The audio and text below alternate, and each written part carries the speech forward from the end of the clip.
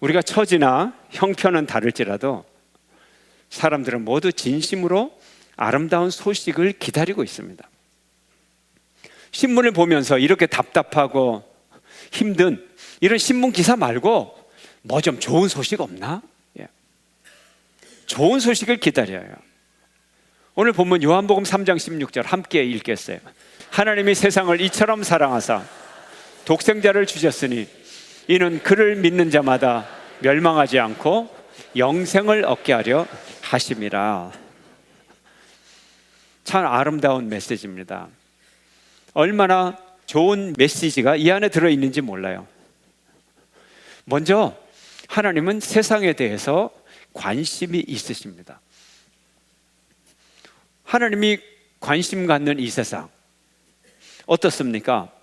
제가 며칠 동안에 신문에 이슈들을 한번 봤어요.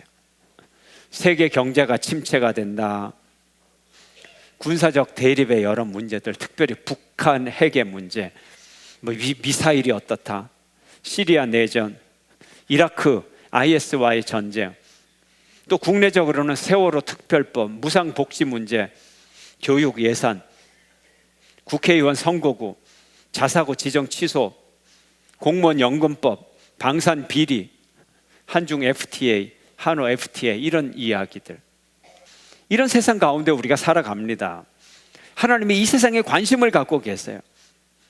우리가 이 세상에 산다는 것을 기억해야 돼요. 우리가 다른 성에서 화성과 금성에서 온 게 아니에요.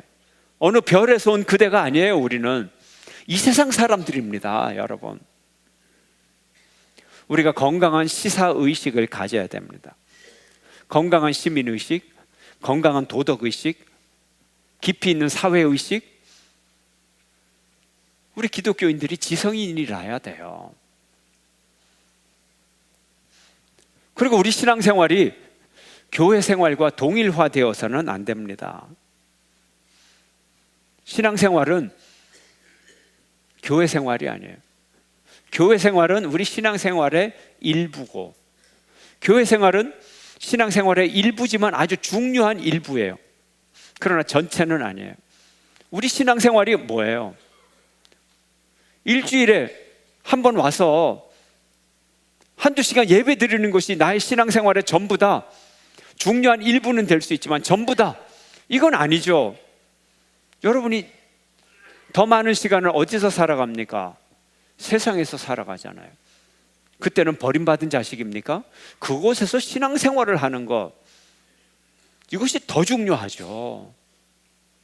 이게 더 깊은 고민이죠. 우리가 교회에서 예배 드리는데 무슨 고민이 있어요? 찬양 드리고 설교 듣고 아멘 하면 되죠. 진짜 고민은 어디 있어요? 직장에 나가서 어떻게 예수 믿는 사람으로 살까? 이게 진짜 고민해야 돼요. 머리에 쥐가 나도록, 소위 밤잠을 못 자도록. 그게 우리의 고민이 돼야 되는 거예요. 어릴 때부터 교회에서 신앙생활 해오신 분들은요, 교회에 대한 상처가 있습니다. 어려움을 겪었어요. 근데 여러 상처가 있겠지만 상당수의 교회에서 겪은 어려움은요, 그 문제를 바라보는 시각이 교회 안의 문제가 마치 우리 신앙생활의 전부인 것처럼, 그래서 그 문제에 오로지 집중하기 때문에 이 문제가 해결 안 되고 거기서 상처를 자꾸 받게 되는 거예요. 우리는요, 부족한 사람들끼리 모여서 부족한 공동체를 이루고, 그래서 서로 돕고 서로 지적하고 요구하기보다는 함께 힘을 모으고 격려하고 용기 주고 세상에 나가서 그리스도인으로 힘있게 살도록 도와주는 거예요. 이게 본질입니다, 여러분. 그래서 우리는 세상을 바라볼 때 하나님의 입장에서 바라보고, 하나님의 시각으로, 하나님의 마음으로 바라보고, 그 세상에서 그렇게 살아가야 되는 거예요. 이제 우리 대구중학교의 교우들은 세상에서 승리하도록 서로 격려하고 용기 주고 함께 기도하고 또 기도로 준비하고 세상을 향해 뻗어나가는 여러분 되시기를 축원합니다. 하나님은 세상에 관심을 갖고 있고 이 세상에서 살아가는 사람들에게 관심이 있어요. 세상의 모든 사람에게 관심이 있어요. 이게 하나님의 관심이에요. 이제 겨울이 오면 가난한 사람들은 겨울을 나기 위한 난방비를 고민하고, 청년들은 청년 실업으로 인한 고민, 취업 고민, 자녀 교육으로 인한 고민, 또 사회적 이슈에 따라 여러 이해관계가 얽혀 있어요. 성공과 실패가 교차합니다. 이런 사람들, 이런 삶을 살아가는 사람들에게 하나님은 구체적으로 관심을 갖고 계세요. 세 번째로 하나님은 이 세상을 사랑하십니다. 관심을 가질 뿐 아니라 사랑하십니다. 우리가 세상을 정죄하기는 쉬워요. 그러나 하나님은 사랑하신다는 거예요. 세상에 죄가 있어요. 근데 이 죄 많은 세상을 사랑하세요. 세상 사람들이 죄를 지어요. 근데 하나님은 이 사람을 사랑하세요. 이 점을 알아야 돼요. 우리 크리스찬들도 세상을 사랑해야 됩니다. 또 세상 사람을 사랑하는 여러분 되시기를 축원합니다. 우리가 세상을 포용해야 돼요. 근데 우리 그리스도인들 각자를 돌이켜보면 우리는 사랑의 폭이 너무 좁아요. 내가 포용할 수 있는 사람은 포용하고, 내 그릇 밖에 있는 사람은 회피하고 멀리하고 정죄하고 미워하기까지 합니다. 사랑해야 될 대상이지 미워해야 할 대상이 아니에요. 내가 포용을 못하면 내가 그 그릇이 작다고 하나님 앞에 회개해야 될 일이지 당연한 게 아니라는 거예요. 여러분 살아가면서 여러 사람들과 식사할 기회가 있을 거예요. 식사를 대접받기도 하고 대접하기도 하고. 식사에서 무엇이 중요합니까? 좋은 음식 사서 드리는 것이 이게 최고로 중요합니까? 아무리 최고급으로 만든 음식일지라도 아무런 말 없이 그저 밥만 먹는다면, 최고급 레스토랑에서 마치 혼자 앉아서 밥을 먹는다면 이게 무슨 음식이 되겠어요? 이게 무슨 맛이 있겠어요? 식탁에 앉아서 서로 즐겁게 담소를 나누고 대화하고 사랑이 있고, 그 식사가 최고의 식사가 되는 거예요. 함께 앉은 사람들끼리 쳐다보는 그 눈빛이 따스하고 존경스럽고 사랑하고 서로 귀하게 여기는 분위기가 있고, 음식을 초대한 주빈이 이 손님을 향하여 어떻게 하면 혹시라도 이분이 음식에 잘 입에 맞을까, 입에 맞지 않을까 염려하는 그런 분위기, 조심스러운 분위기, 그리고 즐거운 대화가 있고, 이게 진짜 사랑 아닙니까? 이게 진짜 아름다운 식탁 아닙니까? 값비싼 식탁은 준비했는데 거기에 사랑스러운 대화도 오가지 않고 무슨 대화를 해야 될지도 모르고, 이렇다면 사랑이 아니죠. 하나님의 사랑이 이와 같습니다. 하나님은 모든 사람에게 은혜 베풀기를 좋아하세요. 죄인들에게까지 은혜 베풀기를 좋아하세요. 그러나 하나님은 그냥 은혜를 베푸는 게 아니라 옛다 먹어라 그런 은혜가 아니라 그 속에는 하나님의 아주 진지한, 하나님의 뜨거운 사랑이 담긴 선물, 사랑이 담긴 은혜를 하나님이 우리에게 주시는 거예요. 이게 세상을 향한 하나님의 사랑인 것입니다. 그래서 하나님은 사랑하면서 어떻게 사랑했다고 하느냐, 이처럼 사랑했다 이렇게 말하는 거예요. 예수님도 하나님이 세상을 이처럼 사랑했다 그러면서 자기의 모습을 보여주는 거예요. 날 봐라, 하나님이 이처럼 사랑했다. 극진히 사랑하고 정말 사랑하고 이토록 사랑했다 보여주는 사랑이에요. 실제적인 사랑을 말하죠. 어떻게? 이처럼이 뭡니까? 독생자를 주시기까지. 내가 하나님의 아들인데, 내가 성자 하나님인데 인간의 몸을 입고 당신들에게 이렇게 나타나기까지, 날 보시오, 하나님이 이렇게 당신들을 사랑했습니다. 당신이 직접 이 세상에 왔어요.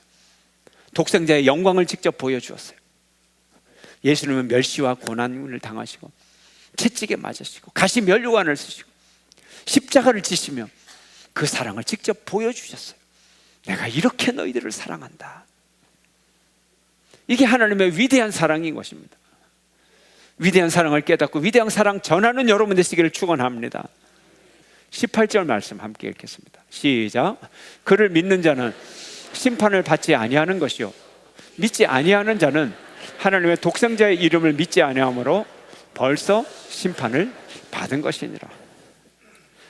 지금 믿는 자, 지금 이 하나님의 엄청난 사랑을 믿는 자, 반드시 구원받는다. 구원이 지금 결정해도 된다. 그러나 이 엄청난 사랑을 지금 믿지 않는 자는 앞으로도 구원의 가능성이 없어. 뒤집어지지 않아, 그 운명이. 이런 말씀을 하고 계시는 것입니다. 하나님이 이렇게 결정적인 사랑을 주고 믿게 하려는 것은 하나님의 분명한 뜻이 있어요. 왜요? 멸망치 않게 하려고. 하나님의 뜻은 이 세상과 이 세상 사람들이 멸망치 않게 하려는 것이에요. 오늘 본문 17절 함께 읽겠습니다. 함께 시작. 하나님이 그 아들을 세상에 보내신 것은 세상을 심판하려 하심이 아니요 그로 말미암아 세상이 구원을 받게 하려 하심이라. 아멘.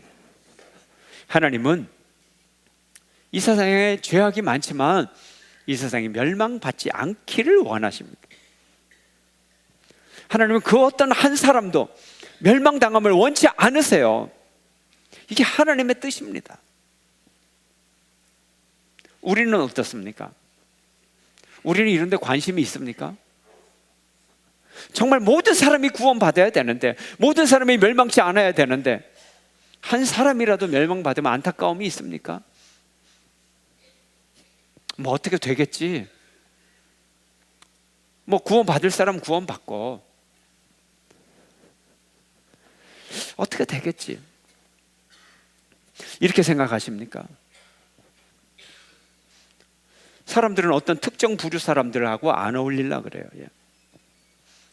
정말 어울리고 싶지 않아요. 특별히 죄인들, 구역질이 날 정도로 그런 사람들 미워하고 지옥에 가는 걸 당연하게 여기고 저주하고 싶은 대상들, 그런 사람들이 있어요. 신문을 보면서도 얼마나 많은 저주를 퍼붓는지 몰라요. 근데 하나님의 뜻은 그게 아니에요.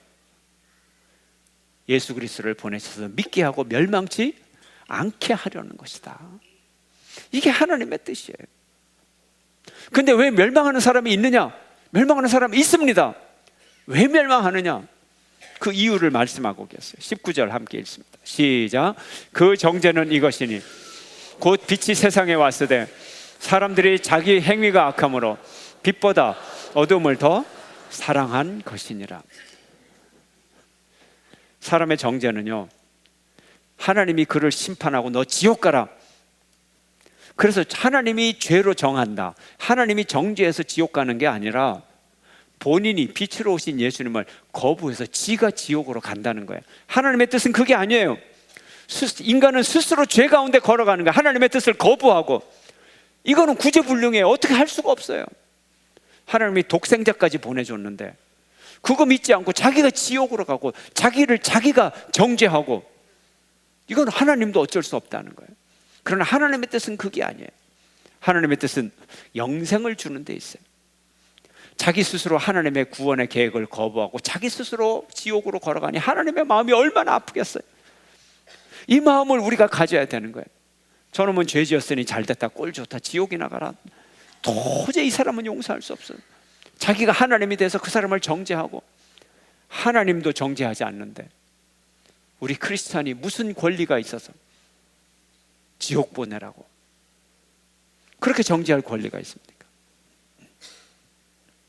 어떤 사람이 영양실조로 죽었어요. 근데 그 사람의 생활 환경을 보니까 아주 부잣집이에요. 아침 저녁으로 진수성찬을 차려주어요. 근데 본인이 그걸 안 먹고 죽었어요. 바로 이런 거라는 거예요. 사람이 지옥 가고 죽는 거는 바로 이런 본인 잘못이라는 거예요. 정죄받은 것이 그들이 죄가 아무리 많아도 죄가 많아서 지옥 가는 게 아니라는 거예요. 왜요? 그 어떤 죄도 하나님은 다 용서하실 수 있기 때문에. 죄 때문에, 죄가 많아서, 아니 죄 용서함을 못 받아서 지옥 가는 것이 아니라 그 죄 용서함을 본인이 거부했기 때문에 자기가 잘못해서 자기가 지옥 간다는 거예요. 이게 하나님의 뜻인 것입니다. 그러므로 하나님 스스로가 멸망으로 정한 사람은 단 한 사람도 없어요. 근데 우리 그리스도인들은 돌 던지기를 좋아해요. 여러분 손에 돌이 있어요? 누구한테 던지려고 돌을 갖고 있어요? 여러분의 마음속에 미움과 증오가 누구한테 향해 있어요? 내 재정적인 피해를 준 그 사기꾼, 그 사기꾼 꼭 지옥에 가야 돼요? 경제사범, 알코올 중독자, 마약 중독자, 낙태자, 살인자, 동성애자, 간음자, 매매춘업자, 성범죄자 용서할 수 있나요? 이들은 구원에 있어서 다 예외적인 건가요? 죄도 웬만큼 지어야지 어떻게 이런 인간들이 천국 갈 수 있어? 이렇게 생각하시나요? 예, 동두천의 군기지 근처 한 교회에서 있었던 일. 그 앞에 뻔하잖아요. 예, 뻔한 곳이에요. 매매춘하고. 근데 그 아가씨들이 서너 명이 교회 등록을 했어요. 근데 11조까지 딱 했어요. 등록서 딱 쓰고 11조도 했어요. 재정부에서 난리가 났어요. 의견이 둘로 갈라졌어요. 그 아가씨들 뻔하지 않냐? 교회에서 불과 몇 미터 떨어진 그 골목에 성경에 부정한 예물 받지 말라 그러는데 등록도 취소하고 헌금도 돌려줘야 된다. 이거 어떻게 장부 기록에 하냐? 주보에 못 낸다. 또 다른 분이 얘기합니다. 그럼 우리가 그 사람들을 지옥으로 내버리는 거 아니냐? 우리가 심판하는 거 아니냐? 어떻게 그 사람들을 쫓냐? 그럼 우리 교회에서 쫓아내면 그 사람들이 딴 교회 가겠냐? 상처받아서 교회 안 다니지. 심각한 얘기죠. 우리가 고민해야 될 얘기예요. 실상황이에요. 예. 이 이야기는 지어냈지만 실상황이 이 속에도 있어요. 예수님은 어땠어요? 예수님은 회개한 죄인이 아니라 현직 세리를 제자로 불렀단 말이에요. 예수님은 회개한 창기가 아니라 밤이면 그 짓을 하고 있는 그 창기들과 친구가 돼서 식사를 했어요. 현재 죄 짓고 있는 죄인들과 어울렸어요. 세리가 세리지게 회개하고 주님 회개합니다. 그래 너 회개했어? 내 제자가 돼. 그게 아니란 말이에요. 이미 회개한 삭개오를 만난 것이 아니라 회개하지 않은 삭개오를 만나서 삭개오와 불렀단 말이에요. 왜요? 예수님은 회개한 사람을 위해 오신 것이 아니라 누구를 위해서요? 아직 회개하지 않은 죄인을 위해 예수님이 오셨어요. 이 점을 우리가 분명히 해야 돼요. 예수님은 내가 회개하기도 전에 2000년 전에 오셔서 십자가에 못 박혀 돌아가셨어요. 내가 회개하기도 전에 내 죄를 씻어주셨어요. 나를 위해서도 그렇게 하셨는데 내가 회개하고 내 죄를 용서받는다 그러면 저는 아직도 예수를 믿었을지 못 믿었을지 모르겠어요. 그러나 예수님을 알 수가 없어요. 내가 감정이 느껴도, 내가 부정적으로 감정을 느껴도, 내가 도저히 어떻게 포용할 수 없어도, 그러나 이것이 올바른 건 아니에요. 하나님의 뜻은 무엇일까? 예수님의 느낌은 무엇일까? 내가 포용할 수 없어서 내 인격의 폭으로, 내 도덕의 폭으로, 내 사회적인 지위의 폭으로 포용할 수 없어도 하나님의 뜻은 무엇일까? 그건 내가 못하는 것이지. 그러나 하나님의 뜻은 분명히 알아야 돼요. 예수님의 뜻은 분명히 알아야 되는 거예요. 이걸 착각하면 안 돼요. 내가 할 수 있는 것이 전부가 아니에요. 진리가 아니에요. 내가 못하는 것이 진리일 수 있어요. 하루는 바리새인들이 간음 현장에서 잡힌 한 여인을 예수님 앞에 데려왔습니다. 모세의 율법에 의하면 이 여인을 돌로 치라고 했는데 당신은 어떻게 할 겁니까? 예수님 대답을 안 해요. 땅 밑에 글을 써요. 무슨 글을 썼겠어요? 계속 질문합니다. 어떻게 할까요? 어떻게 할까요? 돌로 쳐요 말아요? 예수님 대답 안 합니다. 그러더니 예수님이 대답하십니다. 당신들 중에 죄 없는 자가 먼저 돌로 치십시오. 돌을 들고 있던 청중들은 이 말에 가슴에 찔림을 받아 어른들로부터 청년까지 다 돌을 내어놓고 가버렸어요. 아무도 남지 않게 됐어요. 예수님과 어떤 대화를 합니까? 함께 읽어보겠습니다. 요한복음 8장 10절 시작. 예수께서 일어나사 여자 외에 아무도 없는 곳을 보시고 이르시되 여자여 너를 고발하던 그들이 어디 있느냐? 너를 정죄한 자가 없느냐? 대답하되 주여 없나이다. 예수께서 이르시되 나도 너를 정죄하지 아니하노니 가서 다시는 죄를 범하지 말라 하시니라. 예수님은 회개한 간음녀를 용서하신 것이 아니라 회개하기 전에 품으시고 용납하셨어요. 정죄하지 않았어요. 여인이 무슨 회개 이런 생각 못합니다. 지금 죽음의 공포 앞에서, 이거는 완전히 동물적인 공포 앞에서 아무 생각이 없어요. 죽느냐 사느냐. 그 여인에게 나도 너를 정죄하지 않노라. 회개하기 전에 먼저 용서부터 하셨어요. 사람들은 돌 던지기를 얼마나 좋아하는지 몰라요. 아예 돌 던질 준비가 돼 있어요. 아예 손이 뒤로 가 있어요. 하지만 내가 그 돌을 던지면 그 돌이 내 머리에도 떨어진다는 걸 알아야 돼요. 왜요? 주님이, 내가 회개하기도 전에 주님은 용서의 길을 먼저 내게 마련해 주셨기 때문에. 회개 안 한 죄인에게 돌을 던지면 그 돌은 내게 떨어지게 돼 있는, 이 엄청난 나를 하나님은 용서해 주셨습니다. 내가 회개하기도 전에 나를 먼저 용서하시고 구원의 길을 열어주셨는데, 내가 이 세상의 죄인을 향하여, 누구를 향하여 내가 돌을 던지고 누구를 향하여 판단합니까? 오로지 주님이 용서하시도록, 이제 참된 구원이 임하도록 그에게 구원의 도를 전하고 이제 그를 참된 구원의 길로 인도하는 것, 이것이 진짜 이제 그를 구원하는 길인 것입니다. 그 어떤 죄인까지도 우리가 구원 못할, 복음 전하지 못할 그런 죄인은 없다는 것입니다. 그래서 하나님은 영생 받기를 원하십니다. 멸망치 않고 영생을 얻게 하기를 원합니다. 심판이 아니에요. 정죄가 아니에요. 하나님의 구원의 길을, 복음의 소식을 전하는 겁니다. 구원선을 보내주는 거예요. 구원선을 보내서 구원선을 타게 만드는 거예요.